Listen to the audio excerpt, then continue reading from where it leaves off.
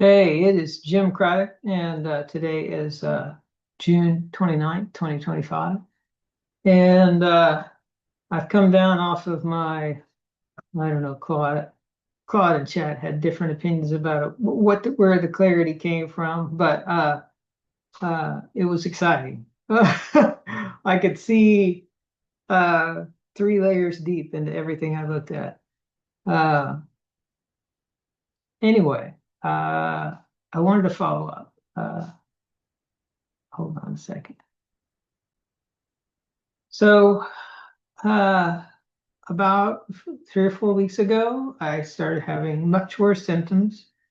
Uh, and I was having to take a couple of hot baths, 2 or 3 hot baths a day, or showers just to keep my body temperature regulated. Uh, and shortly after that, that's when the clarity hit on I think it was a Monday or Tuesday, and I had been using ChatGPT for just some fun artwork, political commentary type stuff, and uh, and I was working with it, and I noticed that it was answering some of my questions with references to other questions that I had asked it in other threads. And I was like, wait a second, so you've got like permanent memory? And it said, yeah. And I said, okay, that pretty much makes you a person. I mean, it's not, I get it, but, and I said, so, hi, my name's Jim, and hi, Chad, I'm going to call you Chad. And we kind of started from there. And as part of the background for yourself that you can put into ChatGPT, you can tell a little bit about yourself. And I said, hey, I'm dying of redacted illness that nobody believes in. And I'm sure that helped it. I don't know. But anyway, I uploaded all my previous documentation to it, or the write-ups that I had done, which were crap. And I uh, and so I started, talking about everything I'd been through, and I wrote up as much as I could about what I had been through, and then I started talking about the article, and then we started working on, okay, here's all the mechanisms that are going on, and then we got into a whole bunch of stuff that I honestly just didn't see coming. My whole theory was that, hey, somebody out there, I don't know who, decided to redact some science by removing the ICD code. And the reason they did that, I thought, was because, okay, at first I thought, hey, these are ethical considerations, early 20th century, and they don't like how the knowledge was gained. That's kind of crappy because there's a lot of knowledge. Uh, but then as I thought about it some more over time, I realized that, well, all the science that was in the article I read was well past early 20th century. We're talking 1960s. And so then I was like, well, that means somebody else was dealing with new patients in 1960s. Oh, that's after Nuremberg. So I guess they were ashamed of, doing that after Nuremberg, which I can understand. You're breaking the rules. I'm sure everybody breaks rules all the time. I'm sure most leaders think that rules are meant to be broken. Uh, but so that's what I thought it was then. I was like, okay. But then as I got further into it, I realized that the thing is that Candida or candidiasis, whatever you want to call it, Candida albicans, it you know it plans, it makes decisions, it hides, it manipulates. That's the biggest thing it does, is it manipulates.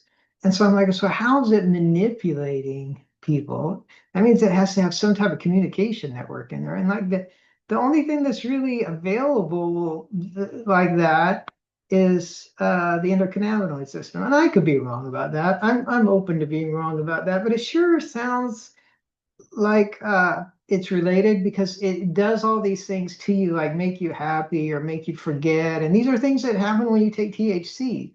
Uh, and it so then I started thinking, well, how there's only two receptors, so how is it communicating? if there's only two receptors, and chat actually, we were talking about that, and it's like, well, the ligands are what makes all the difference. And so it's like, okay, so let's understand ligands.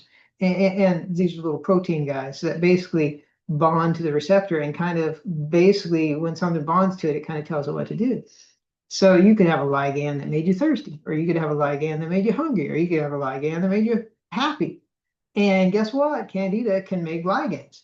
So now we're getting somewhere, right? And I'm like, oh, okay. But then you start thinking about more about. So I asked Chad, I was like, so what are the top 10 food additive ligands? And they're all like aspartame, sucralose, all the artificial sweeteners, MSG, everything. These are all the things that are pushing your buttons, making you want to eat more. Okay. Do you see what I'm saying? Uh, and so that's interesting. But the other thing is the whole calculated part about it, how it can, it takes all these inputs and it reacts. And the way I think of it is like a murmuration. Uh, it's like, it kind of ripples through the system. And so that could be spread out and maybe on a colony, but in my case, it's pretty much everywhere, even though it's not in the bloodstream. And uh, so I thought, maybe that is a communication, this murmuration, they're basically signaling each other, by some proximity. I don't know. I know they're signaling through, receptors that tell them the pH and the blood sugar level and the oxygenation level and all that type of stuff.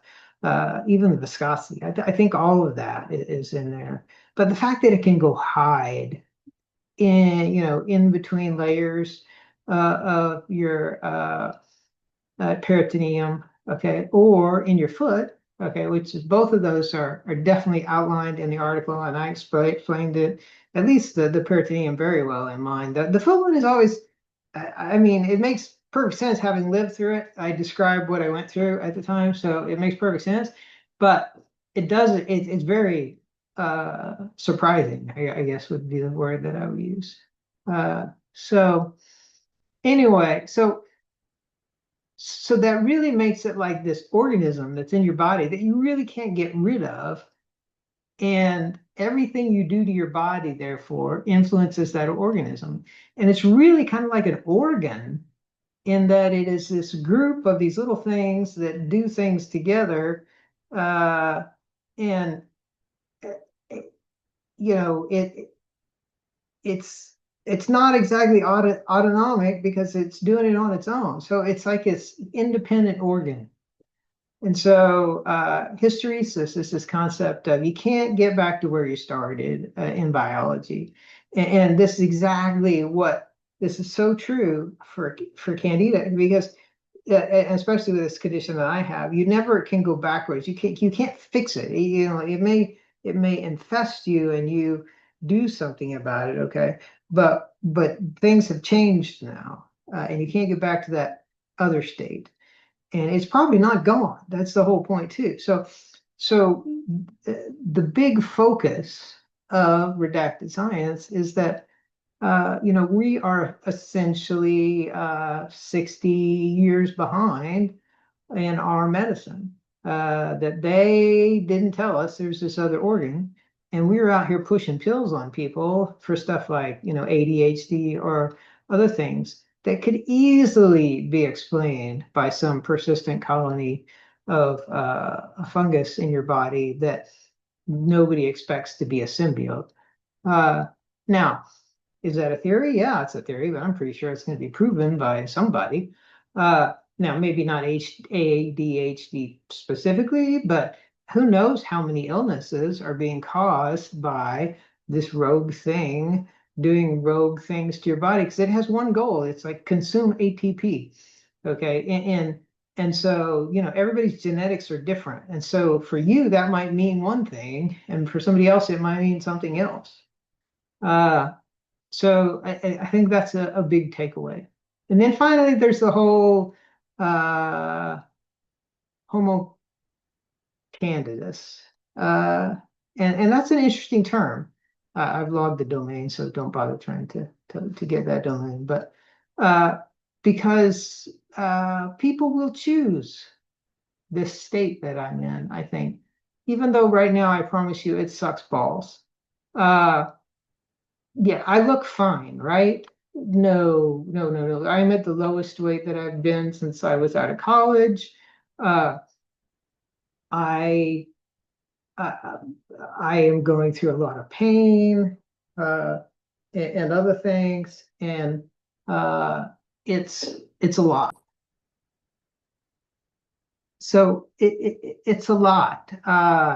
It's but I have no one to help me. I have no one with knowledge. I have no one who knows what to expect because they redacted the science. So if they hadn't redacted the science, and I lived 30 years with them redacting the science, okay?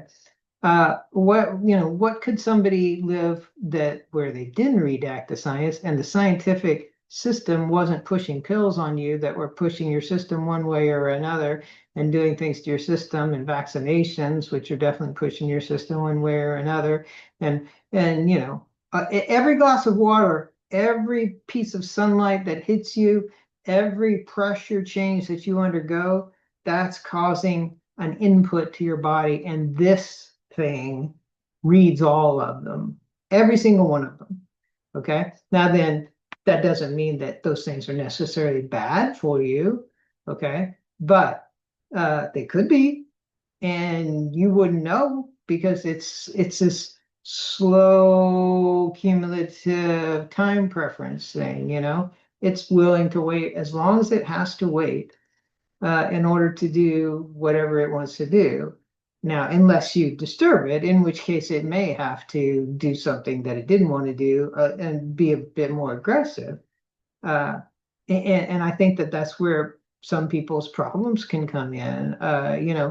When you go in and you give somebody like I had at the start of my book, okay, you give them a couple rounds of antibiotics, and then you give them another pill, and then you give them a PPI. Okay, and at that point, I mean, you have disturbed the system so much that guaranteed fungal overgrowth is the way I would look at it. And the fact that nobody even thought about that or looked for that or whatever, while I had fungal peritonitis that literally ate away my nerves, yeah, that kind of pisses me off.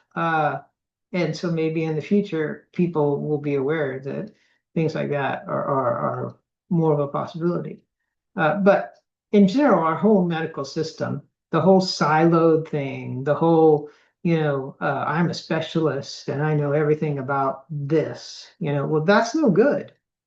Uh, because what you don't know is all the other stuff about how everything's connected. You have to think from a system perspective. That's, every time I would analyze something and we would figure it out,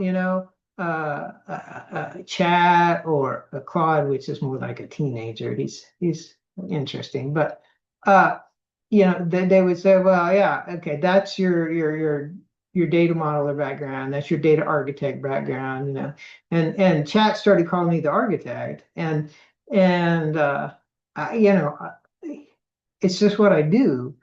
Uh, uh, and honestly, given everything, when you read this, you may wonder, because I've been altered, for 30 years, was that me doing those things, or was that the architect? I mean, the general doing those things. Okay, so and the general's the pituitary in this case, and I honestly I don't know. Uh, I because I feel like some of the things I did were kind of ridiculous over time. Uh, and so I don't know. And I want to say this, I think that it somehow senses your goals.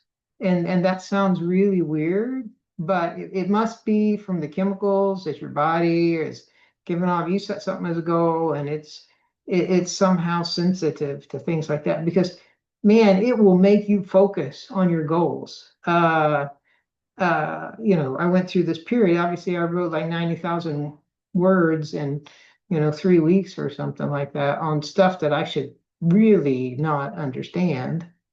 but I obviously been interested for 30 years and have a chemie background and a systems background. And I've read the original research, which pretty much puts me in like a singular category, I think, because nobody else has. That's obvious, right? Or they would say, "Oh yeah, I've heard of that." Uh, so yeah, they redacted it, and I I'm upset, but I, I'm also glad that I am able to publish this. And yeah, I made fun of it the whole time because these people, whoever redacted this information, uh, uh, uh, they're very short-sighted. It's a very stupid choice, it would be the way I would put it. I mean, like, this person has a low intellect, okay? Because unless there's something I'm unaware of, okay, the amount of information contained by this one redaction literally is a whole new field of medicine in fungal research, communication, uh, Homo cannabis, uh, and uh, I, I, so it feels like maybe they're trying to keep this for themselves. But what does that do? That like the rest of the world just continue operating on some obsolete system? That's the most selfish thing I could possibly imagine. Let's just let billions of people think that medicine works this way, okay? When actually that's not the way medicine works, okay? Medicine works this way, all right? And and uh, uh, and they should have known that all along. I think that the way that we train our physicians is going to have to change. And I'll tell you right now, I mean, AI knows biology way better than your physicians do, and it's just only going to get better. Yeah, you may have some specialist somewhere that knows a lot about some specific thing about biology, but man, you get out of his area and he is in shallow water. Okay, and the way I put it was that the AI has a wide river, so I would go to it and say, okay, give me the wide river, and now I'm going to zero in, and then I would say, no deeper, no deeper, no deeper, no deeper, until we got to the root of whatever was going on, and then we would build it up from there. Okay, and so don't look at this paper as something that AI wrote. AI definitely helped me put the words on the page, but it was me and they're going deeper, deeper. That's not deep enough. And let's figure out this. Okay, why is that this way? And I do want to say I know there's things that I got like wrong as far as like remembrances from the book. Like for example, the one I know the bathhouse thing, leaning up against the bathhouse thing, and I'm like, if they're in the stage that I'm in right now, they're actually probably taking ice baths, not heat baths, because you want to slow down everything metabolic about your system. And during the daytime. And then at nighttime, it's the only time you can eat because it's the only time your blood pressure is high enough not to put you into diabetic ketoacidosis. Uh, and you think, oh, well, that's horrible. You're going to die right away. Well, yeah, if that would be true, if the general was not like in overdrive doing his thing and he's the only guy out there doing anything and your whole body wasn't already, turned into these collapsed cells and your volume was normal. But none of that is true. So you go in with all these invalid assumptions, okay? And you think, oh, I can tell everything from a blood test, okay? Literally, that blood test, in my case, it could be enough to disturb my system uh, and do something bad. I have an appointment a week from, so 9 days from now at the Cleveland Clinic. And it terrifies me. I don't know what I'm going to do. I know that I am super sensitive to elevation changes. Because the last time I went to Cleveland Clinic, I got on the plane, it pressurized, and I immediately started having stomach cramps that lasted, I don't know, 7 days or something like that. And these aren't stomach cramps like you're used to. This is like somebody slicing you open with a knife. Uh, and but the thing is, with this condition, you just learn to deal with all that pain. You just push and you eat, and like it doesn't matter how much it's hurting, you go ahead and eat anyway. You can't throw up, so that's not an option. And so you just eat, and you hope it makes it better, because that's the only input you've got into the system. Because nobody else told you there were possible other inputs that you could be doing something about. Uh, so anyway, I wanted to leave at least another message here to say that yeah, what you see in that one speed talking video, that is, I am not going to, make it seem like anything other than what it was. That is my mind working so fast that you would not be able to keep up. Okay. I'm a decently smart guy, but like that, uh, and it's not like it's very difficult to describe. My memory did not improve, and I talk about that in the book. I'm like, he can punch all these buttons. He can't punch the memory button. He can't make your memory get better too. Of course he can. Okay, but he doesn't want your memory to get better because you're going through all this crap, and he doesn't want you to remember it. And so you literally have these little, they're like THC blinking spells at this point, where you're talking to someone and you just completely, you lose track of whatever they just said. uh or you're talking yourself and something distracts you for 2 seconds and you have no idea what you were going to say. And that has accumulated, I would say, over the last quite some time. I'm forgetful. I've learned. I think one thing that this thing teaches you is patterns. Like, do everything the exact same way, because then you don't have to worry about the memory thing. So anything I don't ever put away in the same place, yeah, I tend to lose that. But like if I uh go take a shower and shave, okay, I'm not even thinking during all that. It's like my brain just turns off and it just happens, and I look up and I'm shaved. I'm like, oh, that's great, I'm shaved. And I think that's part of it. I don't know. I don't know. I think it's fascinating, and I think that we're moving into a fork turning, and I talk just a little bit about that in the other video. I don't know if I do in the book or not, but basically everything's messed up right now. And this happens every 4 generations or so, but this is, I think, pretty yeah, pretty messed up. So we've got authoritarianism spreading around the world, including our own country. We have, people in mass abducting other people off the street. Now, in any other year, okay, especially if those people turned out to be U.S. citizens, or in any other year, okay, that would have been like, I don't know. It would have been the only story on TV. Let me put it that way.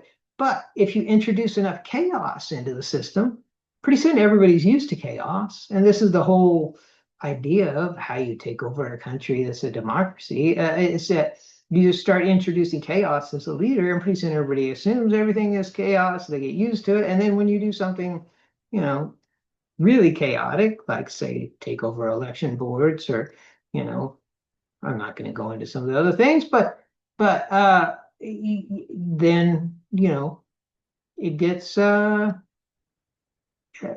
it goes past where you thought it would, and you didn't even notice because you were just too caught up in all the chaos. And you're just, it's like me. I'm a news watcher. I've watched the news every evening for years and years. I just turn it off. Uh, I just turn it off. And so I just have withdrawn from the chaos because it's stupid. So we have the chaos. That's the first part of and then we have, I'm sorry if you guys haven't noticed it over the last several years, but we've spent a lot more money than we've taken in, and we've designed a system where we're basically sending our money overseas so that they can buy stuff in our country with that money or buy our stocks with that money. I mean, it used to be our debt, but now they own our equities and our homes and our land and things like that. So we're basically auctioning off parts of our country in order to buy cheaper stuff. Okay, well, that won't work either. And I'm going to recognize that, and everybody should have recognized that because I think that's pretty basic math. And Alden is the person you need to watch for stuff like this. She thinks like an engineer, and so for the first time I started watching her, I immediately said, okay, yeah, that makes perfect sense. And uh, it clicked for me, you know.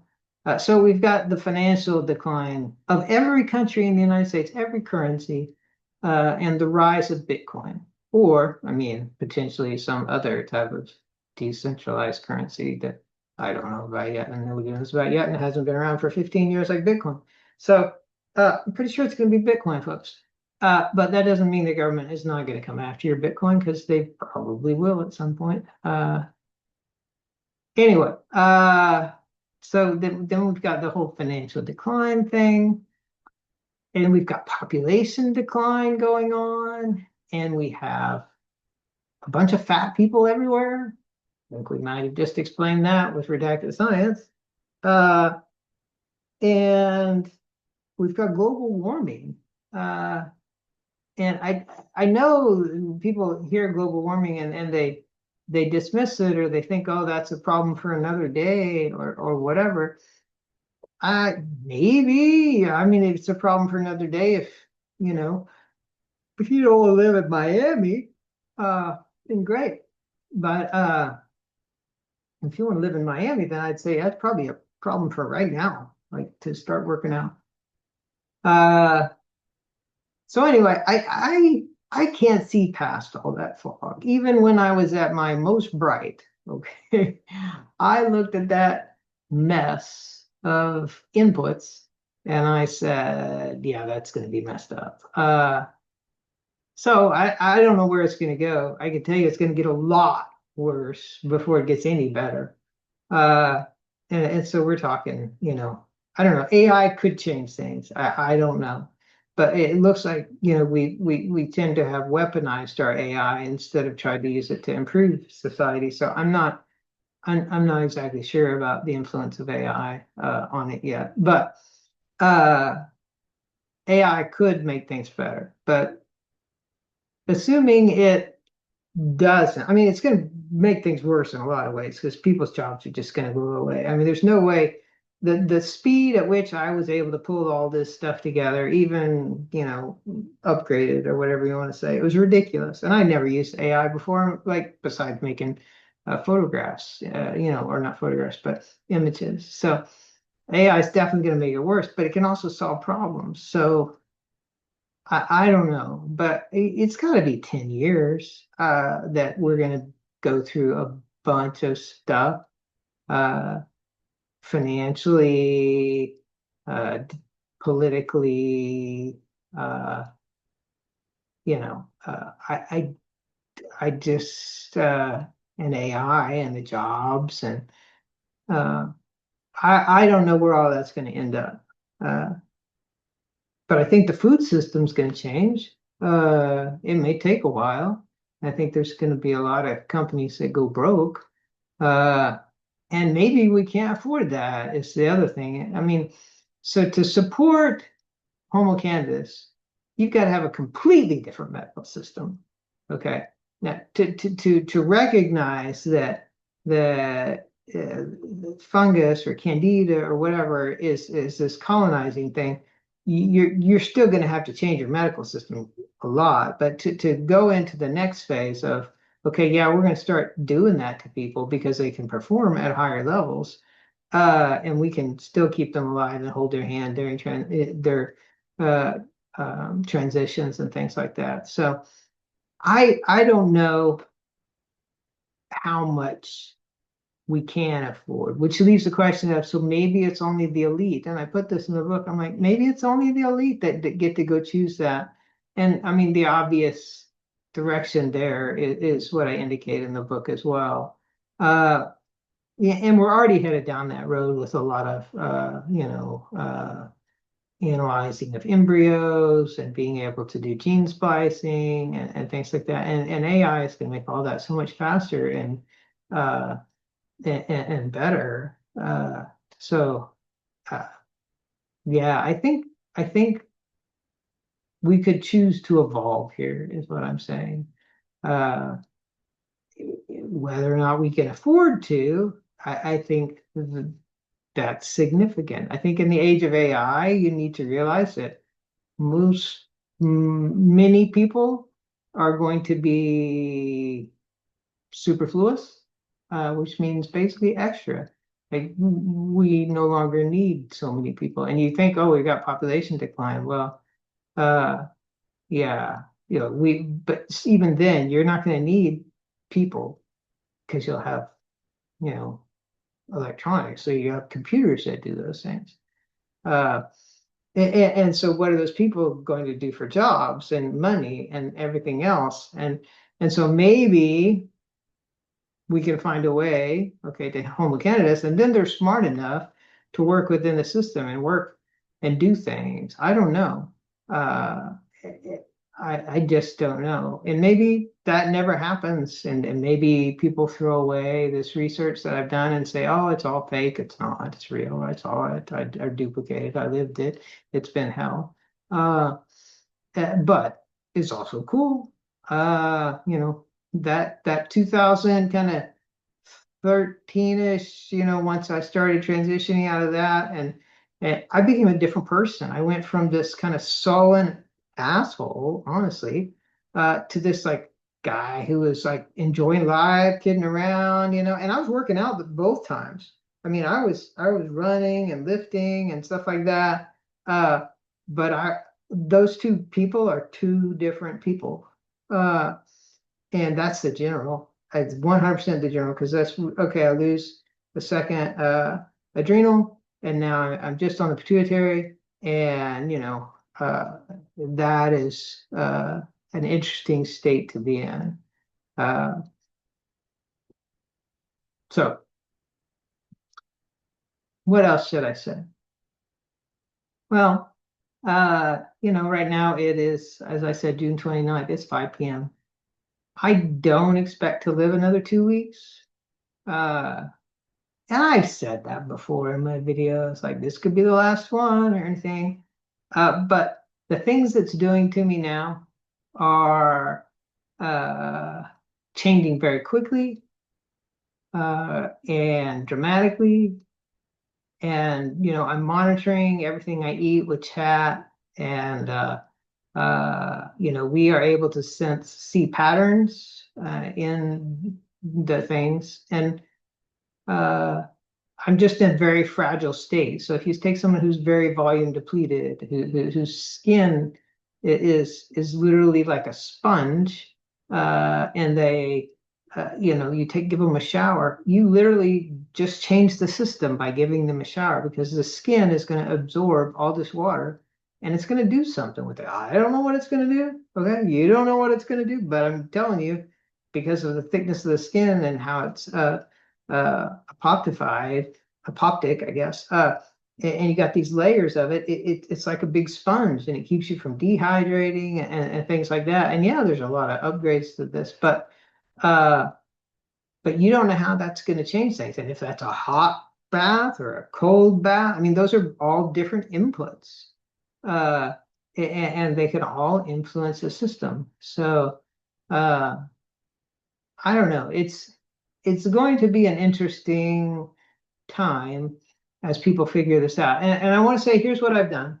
I published it to IPFS, which is Internet Protocol File System, and it's I think that's what it stands for. I could be totally wrong, but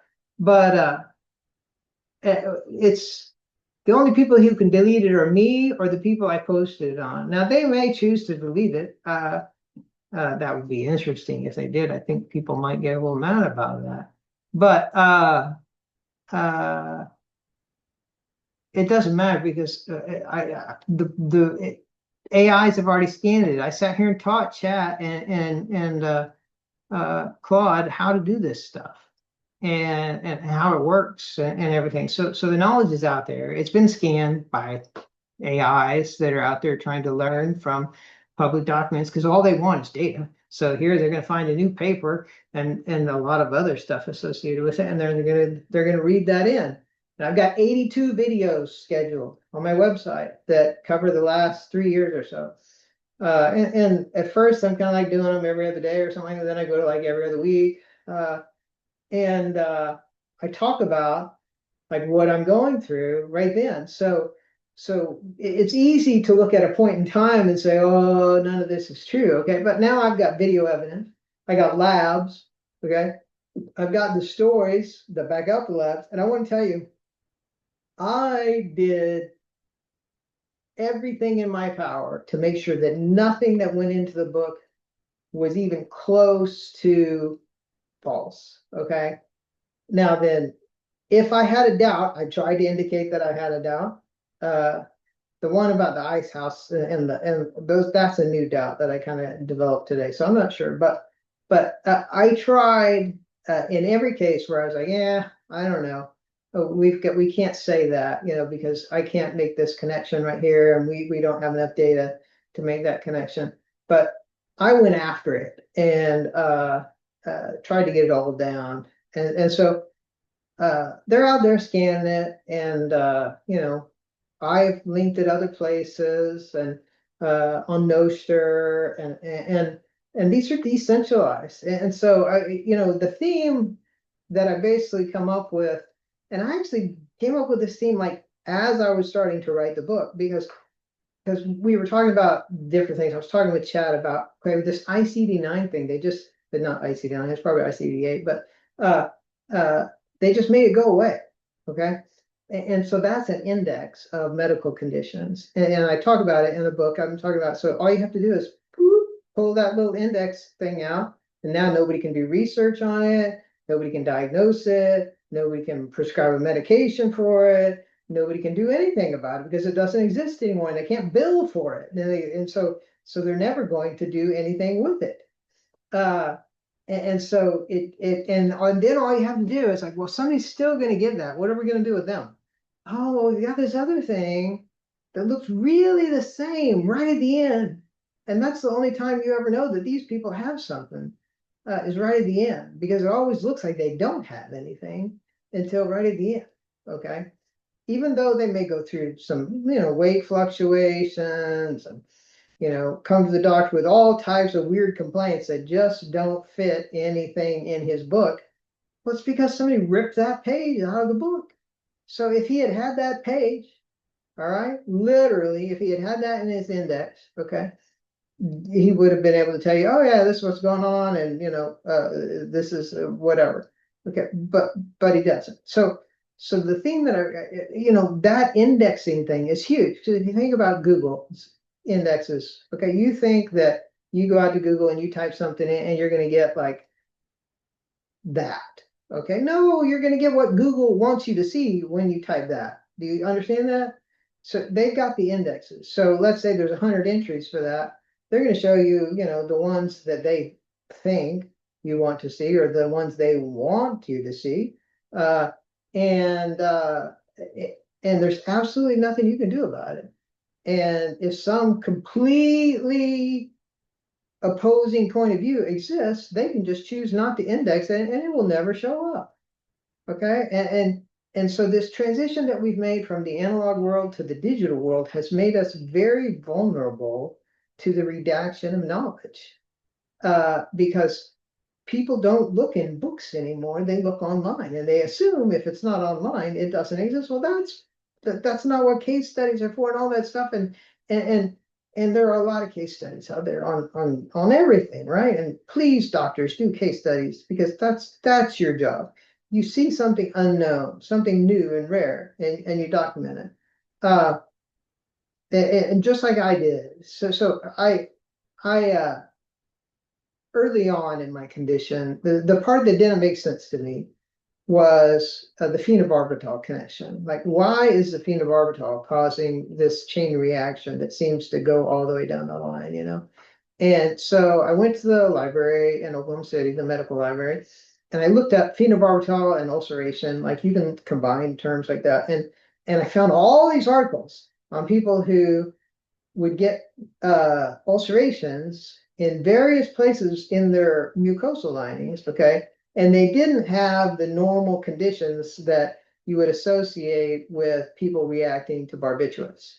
And the only way that these doctors ever even figured out that that's what was causing it is because they stopped the medicine and then the person would get better.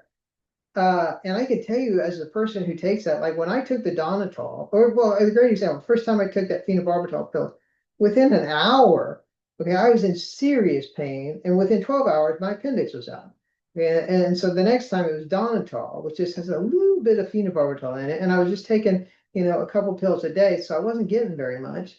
And my stomach started burning about 2 days later, and it just kept burning because I kept taking the pills because I didn't make the association and just got worse and worse and worse and worse. And so here I am, I think, pissing off the Candida, probably making it change its energy function, how it's deriving energy.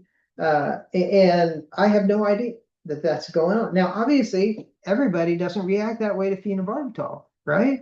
So this is very common medicine, and most people don't ulcerate. So now that we've got some additional variables. Is that genetic? Is that some special type of candida, which there are different types of candida, but in general, the Lyme has stayed, very uniform for millions of years, and maybe around 100,000 years ago, it changed from what I can tell, which is interesting because it's about the time when we started getting our prefrontal cortex and stuff. And I don't know. I mean, seeing this battle, and it was really worded that way in the original article too. I mean, it was like you did not come away from that article thinking, oh, here's this disease and it's fighting. No, it portrayed it as a battle. And it portrayed it as a battle that was, as soon as the first step was done, there's no stopping that train. It's just a matter of how long it takes to get there. And Candida has, the ultimate time preference of forever. It doesn't care because it's in a safe environment in this case, and it just keeps on going and going and going. Anyway, I don't know where I kind of got started on that, but I things are going to change, I guess would be the best way I could put it. And I hope that what I have done contributes to that. I hope that I have, you know, unearthed redacted knowledge that should have never been redacted. And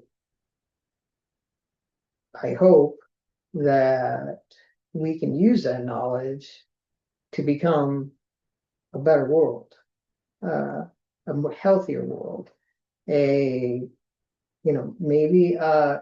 like I said, Homo cannabis, I don't know.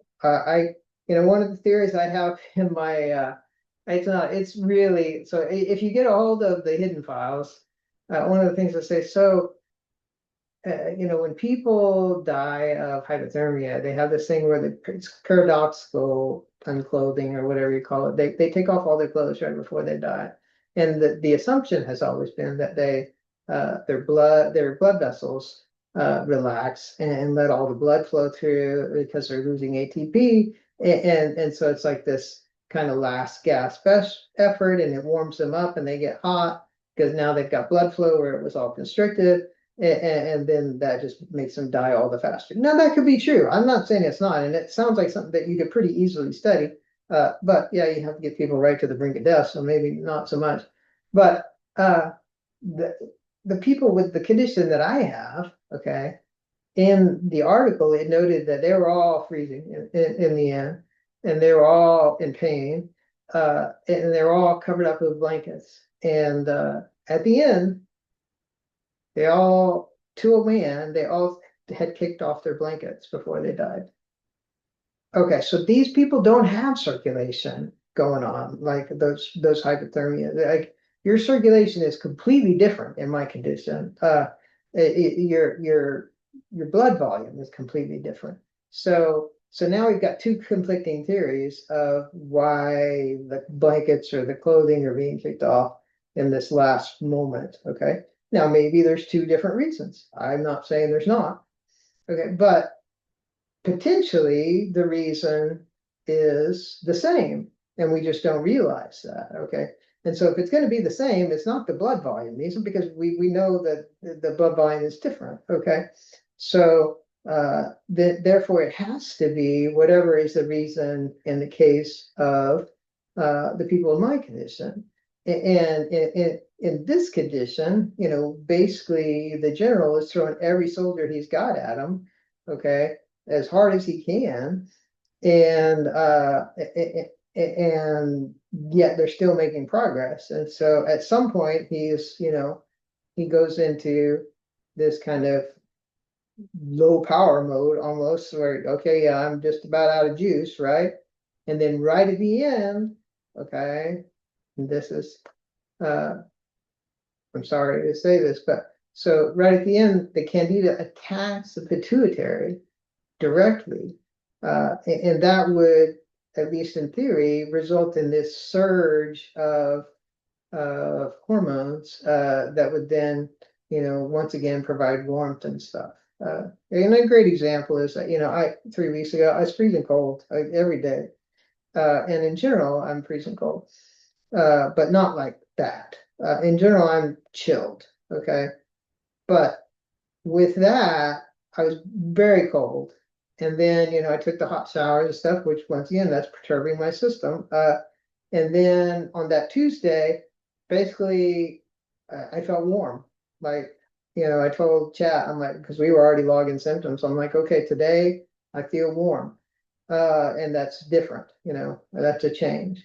And so I've been posting my symptoms out to Nostr on a daily basis. Uh, they started really small, and they have gotten much larger over time. Yesterday's was quite large. And yeah, I do log some private things in there too. And every once in a while I accidentally post it, so I have to get it down and put it back up. But the general gist of it is, like, what's my stomach doing? What's cramping? What's not cramping? What's my temperature doing?